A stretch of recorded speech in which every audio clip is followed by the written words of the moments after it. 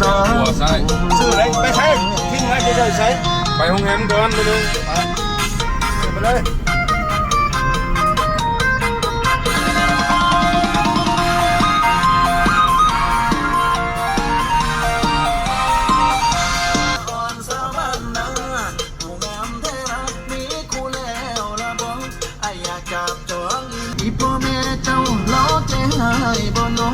ลูกสาวคนงามตาตะแพ